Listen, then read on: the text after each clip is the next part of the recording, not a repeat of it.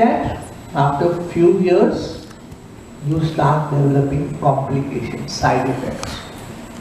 The biggest side effects that I see in my practice is from statins for cholesterol. It's very easy to put somebody on statin. Every obese patient is given statin. Every hypertensive patient is given statin. Every stroke patient is given statin. And they give you on 5 milligrams, 10 milligrams, 20 milligrams per day. In the beginning, nothing happens. But after 2-3 years, 4 years, the sleep gets totally destroyed. Your sleep will get totally destroyed. Your memory gets destroyed. Your liver functions are haywire. You get cramps in your calf in the night, especially when you stretch your legs. You get a lot of bombardment in your stomach. World War II. Believe me, it happens. These are all the side effects of statins. And then doctor says, oh, we have to stop statin and give you some other drugs to reduce your cholesterol, which is still dangerous. But in homeopathy, simple home remedies for cholesterol works wonders in my practice. Wonders. This can be achieved by depending anti-miasmatic remedies or lesser known organ remedy, and later when totality is clear, one should prescribe polycrest or constitutional remedy. Now this happens in my practice every day. So many people who come to me with migraine come with ergot preparations. They are dependent on ergot. If they don't take ergot preparations, they'll get migraine immediately. I have to act fast. I have to know some small remedies which can replace ergot. And then slowly as you replace ergot, you introduce constitutional homeopathic remedy. Do you follow? In aphorism 91 of Organon, Hahnemann clearly mentions about prescribing for natural disease and not for the conjoint disease. So, if you have Organon in front of you, please open and read 91. In 91 he says, natural disease, not conjoint. Conjoint means artificial chronic disease is superimposed on natural disease. And what is that artificial chronic disease? Side effect of the allopathic drugs. Patient cannot give us a clear picture when there is a conjoint disease. So there won't be much modalities, there won't be many sensations, there won't be characteristic of the pain. For example, in a painkiller dependent migraine case, you ask the patient about character of pain. Whether it is stitching, tearing, throbbing, dull, bursting, numbing, fullness, or you ask the modality, better by cold, better by warm, how about the open air, warm room, and the patient replies, whenever I have the pain, I take the painkiller. So I don't know. I don't allow the pain to come. I immediately take the tablet. So how can I give you modality? In such cases, it is difficult to prescribe as there are no proper modalities or sensation. In such situation, which is very common in the present drug-dependent world, on the basis of few available symptoms, prescribe an organopathic medicine and start gradual weaning of the conventional medicine. So we should have a very good knowledge of organopathic medicine. And Boric Materia Medica is a very standard book to learn such organopathic medicine. I am also writing a book on small remedies, Materia Medica. You may think that it can be risky, but be confident as patient understands that you have given the control of reducing the dosage in the hand of the patient. This enhances their willpower and also helps them in a positive way. So this is very, very important. patient. You decide when to reduce the painkiller. And if you feel better with my organopathic medicine prescription, take less dose and then keep on taking less dose slowly till all your pain. Slowly they develop confidence that they can manage the reduced dose and they start understanding that homeopathy is working for them. Always remember to take correct symptom that belongs to the patient, which is not mixed by allopathic drugs side effects. This I knew it 25-30 years back, and so I wrote a book, Knowledge of Allopathic Medicine for Homeopathic Doctors. Most important is the exact symptom of the patient. In this way, the painkiller dependent patient who used to take medication 8-hourly with the help of homeopathic medicine now defer the painkiller to 10 or 12-hourly and then 24-hourly and so on. That's what I do in majority of my cancer patients, because most of my cancer patients are on a very high dose of morphine sulfate. Some are on 60 milligrams, 45 milligrams, 30 milligrams. 60 milligram is a very high dose. It knocks you out. So in that situation, if you are going to ask the patient, oh, please tell me your modality. What are your modalities? Please tell me your sensation. Nothing. He will just say, till the time morphine has effect on my body, there is no pain. The moment the morphine effects goes down, I get severe pain in my cancer. Now what will you do?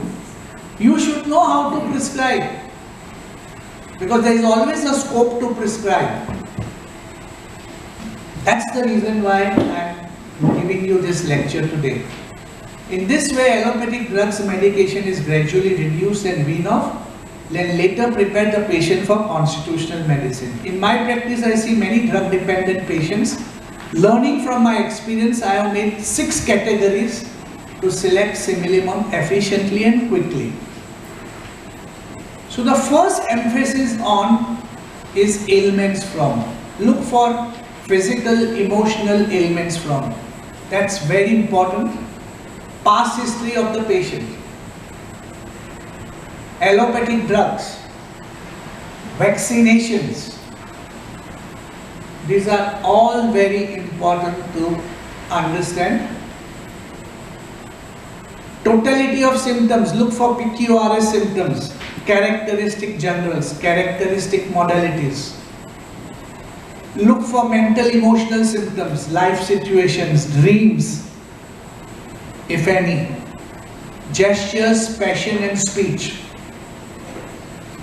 Look for dominating miasm. If you don't know miasm right now, someday we will only talk on miasm, 2-3 days. Fundamental miasm, based on the diathesis of the patient.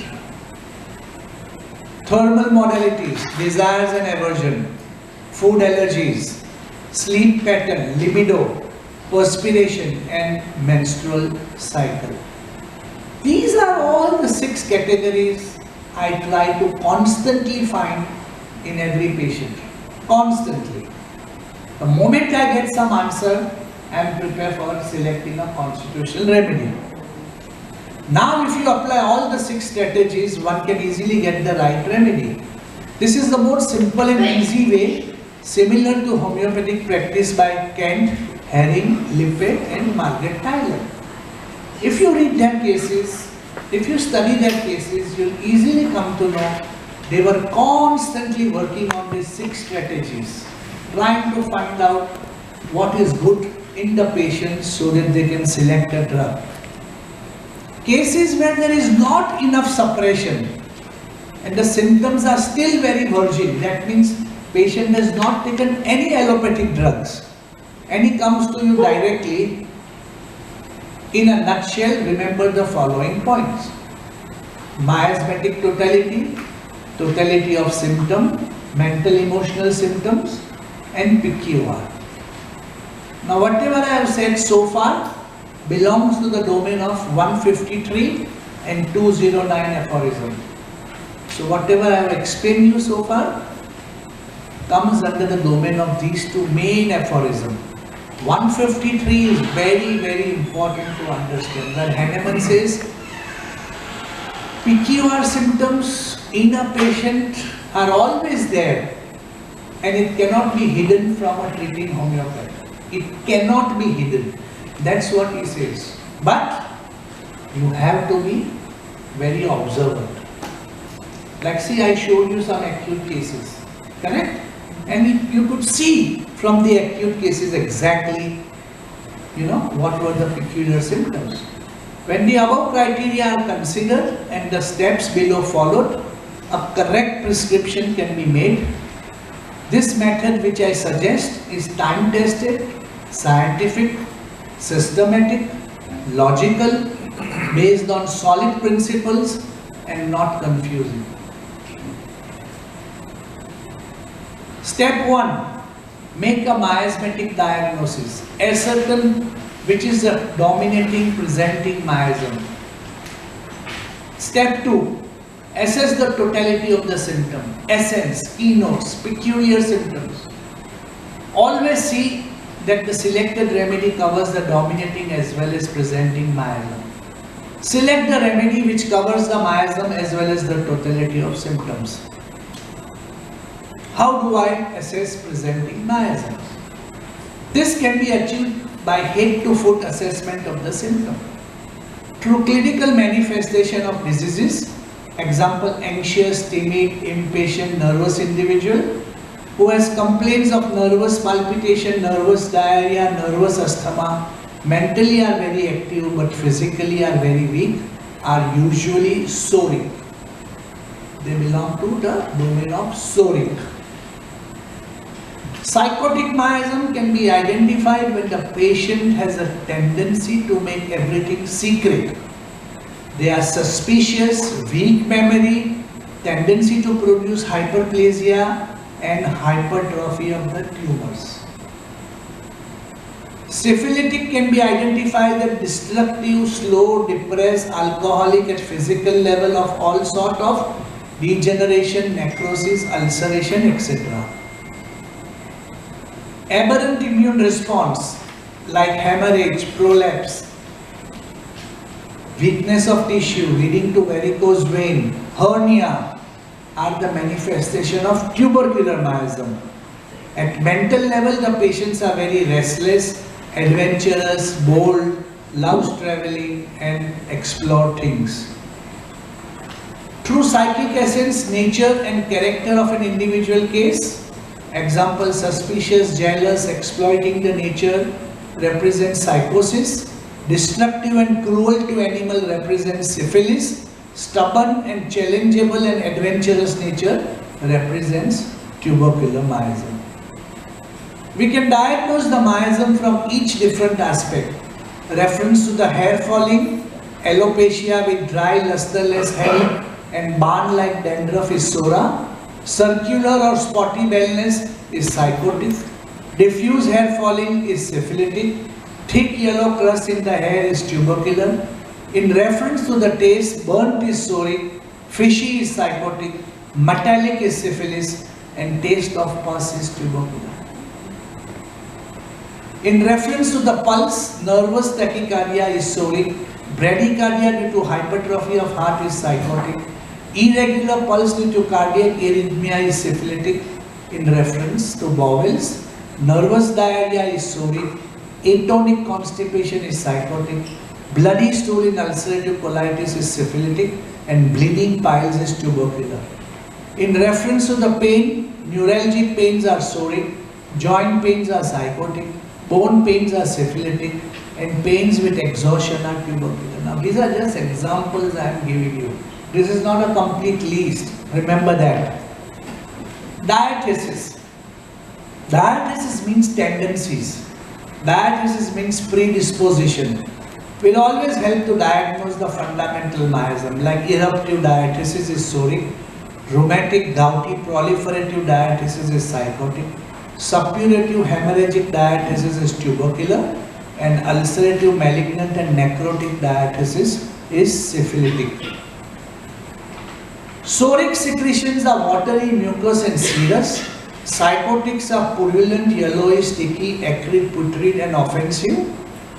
Are syphilitic. Hemorrhagic discharges are tubercular. If you are asking your patient what are his hobbies, hunting reflects syphilitic taint, traveling reflects tubercular trait, whereas gambling describes a psychotic taint. Ask your patient if you could take a week off and money would be of no object, what would you do? Mr. Sora will deposit money in the bank. Mr. Psychotic will gamble and visit a prostitute. Mr. Tubercular will go to the adventurous trip, whereas Mr. Syphilitic will drink gallons of alcohol and go island. Miasmatic diagnosis can be made from nail appearance. Dry nails are soric, thick ribbed corrugated convex nails are psychotic, thin spoon-shaped nails and concave nails are syphilitic, and shiny and spotted nails are tubercular. Miasmatic observation in children: nervous, anxious, alert children are soric, hyperactive, lazy, colicky children are psychotic, withdrawn, dull, extremely forgetful, destructive children are syphilitic, and allergic, hemorrhagic, stubborn, adventurous children are tubercular. Observe and classify the miasm. So here is the way we classify. Hair dry, lusterless in Sora, dandruff. In Sora the face is pale, bluish ring around the eyes. Facial expression are anxious, nervous, apprehensive and fearful. Lips are very red. Skin dry, rough, unwashed. Nails are dry. Dresses wears light or sober color. Now normally I teach Sora for at least 7-8 days. It's a big miasm to understand, but this is just a gist. Just few lines to make you. Personality is cautious, affectionate, collector. Collector means keeps everything in the house. The wife will have a lot of problem cleaning the house because he hoards everything. Newspaper, magazine, shoes, computer. Dutiful, nervous, anxious, emotional, kind, naive, peacemaker, perceptive, reserved, sensitive, thoughtful and warrior.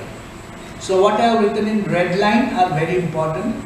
Hobbies: watching TV channels, BBC, Natural Geography, comedy films, reading. Occupation: government job, insurance agent, accountant.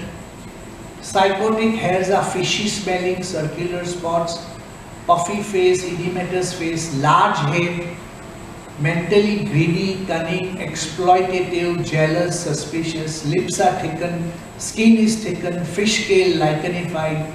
Nails are thick, ribbed, corrugated, convex. Wears bright color, piercing the skin with metallic links and lot of tattoos. So when a car of a syphilitic guy is standing near the signal in Auckland, you will hear a loud music, bong, bong, bong, bong. They don't care. Mostly all these people who put music very loud, or when they drive, they remove the silencer from their car and the car makes a huge sound. Those are all very psychotic people. You have some people who blow a lot of music at signals, or who put their Walkman so loud in the train or bus that everybody can hear. These are all psychotic. And tattoos. You saw one fancy lady that day, correct? Extrovert, aggressive, ambitious, arrogant, assertive, bossy, charismatic, enthusiastic, friendly, gregarious, humorous, intense, manipulative, perfectionist, planner, possessive, and ritualistic, serious. They are all psychotic. Gambling. Gambling, casino, bingo. You have bingo in your country? Bingo? Fast dancing, rock and roll, shopping, excess due to greed.